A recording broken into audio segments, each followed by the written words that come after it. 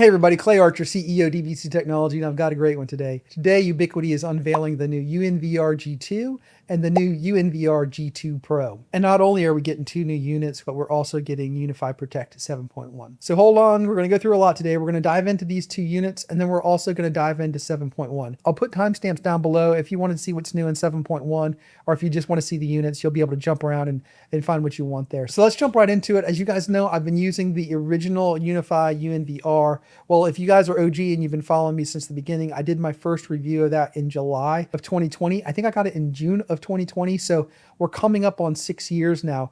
And that original UNVR is awesome. It's running great for me. It's just chugging along. So that's a big testament to how good that unit is. But obviously it's getting a little long in the tooth. Obviously 6-year-old tech is probably time for a new generation to come. So I got the UNVR G2 Pro, which is the 8-bay unit. I will do a summary at the end of who I think each unit is for, but it came in the typical beautiful UniFi packaging. You see there's a new design architecture on the front of this device. It looks a little bit different than the chassis in the past. It's a really attractive unit with all 8 bays up front. And on the back of the unit, it's got an input for the redundant power supply. It's got a 2.5 gigabit RJ45 port, and it's got a 10 gigabit SFP plus port. It's also got a built-in display port, so it has the HDMI output for that as well. It's got 2 non-serviceable fans and one of those locking adapters for the power cord. And on the front, the drive bays have that newer Ubiquiti design. Also in the packaging is the power cable, the mounting hardware, the rack ears, and a set of rack rails. Obviously with this device, it can get kind of heavy. You can mount it with the rack ears, but the included rack rails are nice to kind of support that weight. So we threw it up in our temporary lab rack. It fired right up and was super easy to adopt. So let's just jump in real quick and talk about how this compares to the existing UNVR lineup. The existing UNVR is $299. The UNVR G2 is going to come in at $699, and the UNVR G2 Pro is going to come in at $999. So the real headline features on the G2 is going to be CPU, RAM, and the built-in viewport. So for CPU on the new G2s, they have the Qualcomm Cairo CPU built on ARM Cortex technology. Ooh, try saying that 5 times fast. There's 1 prime core at 3.2 gigahertz and 4 performance cores at 2.8 gigahertz and 3 efficiency cores at 2 gigahertz. And that differs from the quad ARM Cortex A57 cores at 1.7 gigahertz on the existing NVRs. And the other big jump is going to be in RAM. The original UNVR comes with 4 gigabytes. The new UNVR G2 comes with 8 gigabytes. And the UNVR G2 Pro comes with a whopping 16 gigabytes. And as I mentioned before, they both come with that internal viewport. They also cover more cameras. I'll put a little overlay on how many cameras each one can do on the screen. And as I mentioned in the unboxing, they have 10 gigabit SFP plus and 2.5 gigabit RJ45, up from the 10 gigabit SFP plus and 1 gigabit RJ45 on the original UNVRs. So going over the headlines, they have that new design. They have HDMI for built-in viewport. The viewport has a max of 16 streams, and those numbers can be affected by 360 cams. It's got integrated Edge AI enabling vector search and re-identification. It's got access hub capacity of 150 plus now. It's got AI detections at 1,000 per hour and the enhanced capacity that I mentioned before. So UniFi provided an FAQ because there is some AI that this will do on board and some that you still need an AI key to do. So I'll read through that now. How do AI capabilities differ between Network Video Recorder G2, AI key, and AI port? The Network Video Recorder G2 will include built-in Edge AI functionality. It'll have natural language search, object indexing in Find Anything, person re-ID, and search by image. Can I add an AI key to my Network Video Recorder G2? Yes, for demanding deployments with busy cameras, adding 1 or more AI keys is recommended to expand the processing capacity of the system. This will reduce Edge AI latency and ensure no events are missed. AI key also provides AI summaries, speech transcription, and support for face and license plate recognition on G4 and G5 cameras. I think this is a really important distinction to make, and I'm going to point it out again. If you need AI summaries, speech transcription, and support for face and license plate recognition on older cameras, you still need an AI key. So this has AI built into it, but it does not have all the features of an AI key. And we'll get a little bit more into why I think they did that in my conclusion. To continue, can I add an AI port to Network Video Recorder in G2? Yes, AI port provides smart detections, face and license plate recognition on third-party cameras, as well as legacy UniFi cameras. So that's another important point here. You can do those things with the AI port. Does the Network Video Recorder G2 include an integrated viewport for Protect? Yes, the Network Video Recorder G2 includes an integrated viewport via its HDMI port. You can configure a multi-view in Protect and assign it to the viewport for live monitoring of select cameras. And lastly, and I mentioned this before, are rack rails required for mounting Network Video Recorder G2? For safe installation, the included sliding rack rails are recommended.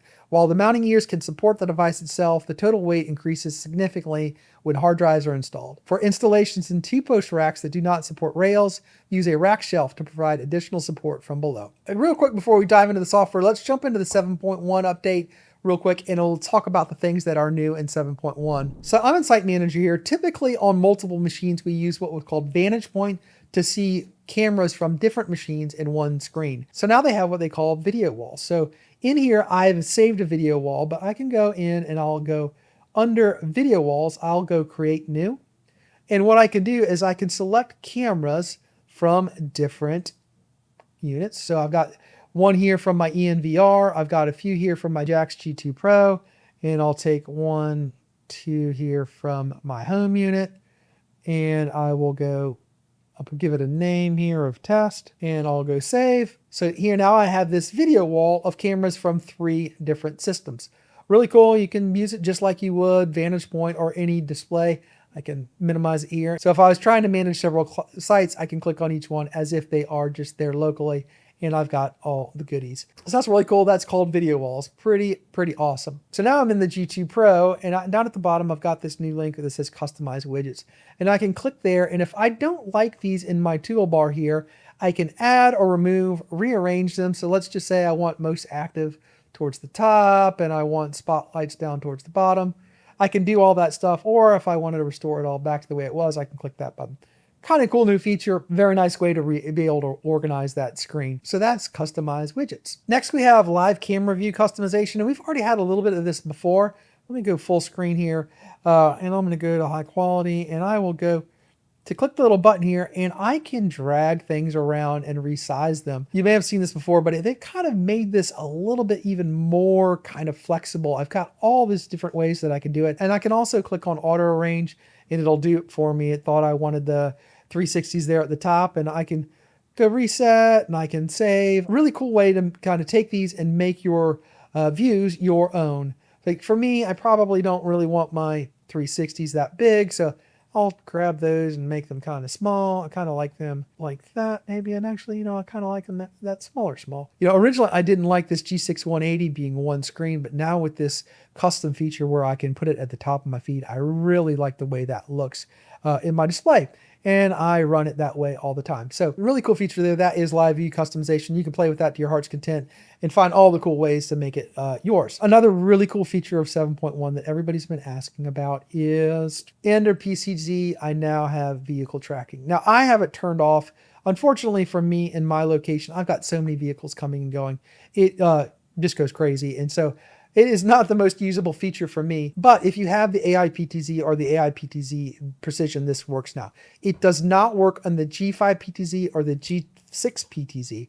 I'm assuming that is probably a hardware limitation. I'm not sure, maybe some functionality comes in the future. I would bet that if it comes to either of those, it would probably come to the G6 and not the G5. So no promises there. That may happen in the future, but if you have one of the AI-PTZs, you're in luck. You now have vehicle tracking. It now also has native 360 downloads. So if you are downloading your 360 video, it will do that natively. And last but certainly not least is we get OnViv audio and motion detection. This is super big for you guys that have legacy non-UniFi stuff out there. So you'll finally be able to do audio and motion detection for those non-UniFi cameras. I know a lot of people have been wanting and asking for that since OnViv support came out a couple years ago. So super happy to tell you that is now available. So with that covering Protect, let's jump into the G2 Pro. This is a really nice new unit. You'll see I only outfitted this with 4 drives for now. Honestly, with drives being so expensive right now, it didn't make sense for me to put 8 drives in this. And that may be a compelling reason to go with the G2 instead of the G2 Pro. If you don't have a lot of cameras and don't need a lot of history, I do think that UNVR G2 is kind of the sweet spot right now in between the UNVR and this UNVR G2 Pro.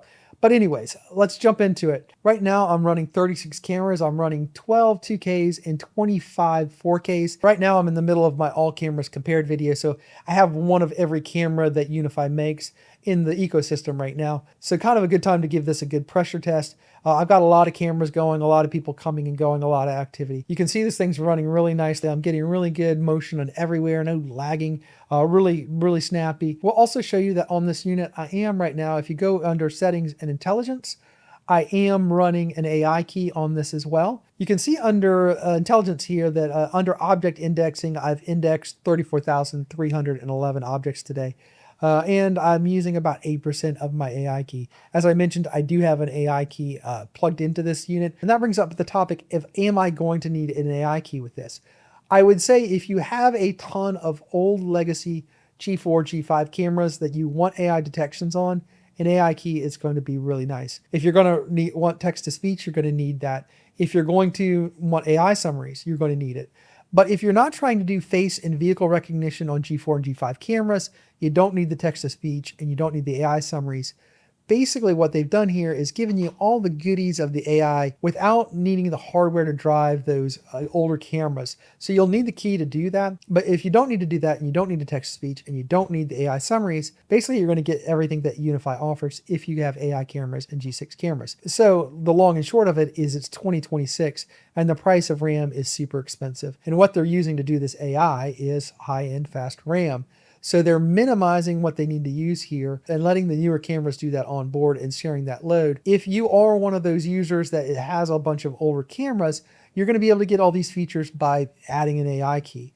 But if you don't, then you're not paying for that with this new unit. So if they were to include all the RAM and the features of the AI key, these devices would be $500, $600, $700 more expensive. And I don't think that's a good value proposition. So I really like what they've done here, giving you these price points where you can choose what you need based off of what you have. And you don't have to spend all the money on all the things if you don't need those things. I hope that makes sense to you. If it doesn't, let's have that conversation down in the comments. But I think there's going to be a lot of people that are questioning how much AI does it do and what it doesn't do. And really, those are the things that it does do and doesn't do. And if you wanted to do all the things with the older cameras, or if you want text-to-speech or AI summaries, you are going to need an AI key. So let's jump into Find Anything real quick. Obviously, I've gone over Find Anything a bunch of times in other videos, but I do feel like this is one of the big features of the G2 line. Having these classifications and AI doing this stuff really does cut through a lot of time and energy of going through footage. So if I want to see a person, I can just go to a person and I can select an individual camera. I can say that they're wearing green. This stuff really cuts down on the time it takes to get through footage. So you can also see here, I've got paths drawn on the footage so you can see where the movement is in the footage as people walk through it. Obviously, I'm not going to go through every feature here, but you can see how quickly and easily it makes things when you can click on, I just want every female, real quick, every female with glasses. Obviously, I haven't had this up for a lot of days to have a tons of footage in here. So finding something that detailed may not happen, but if I wanted every female, I can just say every female wearing white and boom, boom, boom, boom, boom, boom, boom. I don't have to go through a ton of footage. I just get it all right then and there. These are real convenience features that make having the unit pretty impressive. I do think these AI detections are really amazing. Obviously, you can do person ID and license plate ID as well. And one thing that a lot of people have been asking for is find a face that's not already in here. So let's just say you have a perpetrator and you're looking for a certain person.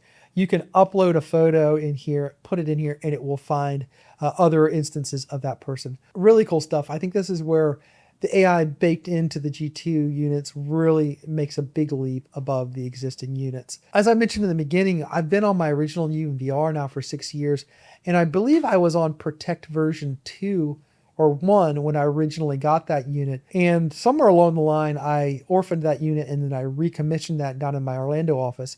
And I went from like Protect 2 to Protect 5 or 6. And it was amazing how much has been added to that unit over that time.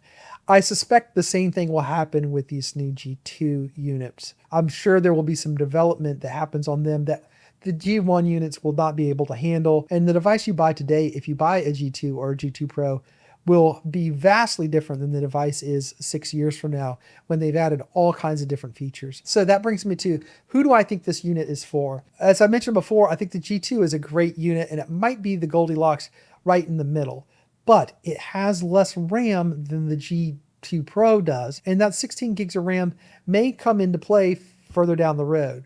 Also, it has 8 bays instead of 4 bays. So if you need more camera capacity and more storage, you definitely should go with the 8 bay. And also, if you're buying the 4 bay and you have a little bit more in your budget, it may make sense to get the 8 bay. You're going to get more RAM and you have the ability to expand in the future. As I mentioned, hard drive prices in 2026 are really expensive. And I think the G2 might be the Goldilocks of price and the ability to put larger hard drives in it and get most of what you're getting out of the G2 Pro. And so as always, there's not really a definitive answer there, but I like what they've done. And I don't know how long the UNVR is going to stay for sale, but I think for $299, that's still a heck of a unit. So for some that don't need these AI features, that $299 unit still may be a go-to. And you have the traditional UNVR Pro, and now we have the G2 Pro. So we have a bunch of tiers there. And then obviously we can get into ENVR and the ENVR Core. And obviously the UNVR Instant has been a big hit as well. So basically now we have an NVR for every use case, and I will put a link to each of them down below. That's an affiliate link. Feel free to use it or not use it. If you do use it, I get a little kickback, and that is nice. It does help me keep the lights on around here. But if you have any questions or comments, and I'm sure there's going to be a lot of them, please put those down below. I try to get all of those. And as always, please like and subscribe, and we'll see you guys in the next video.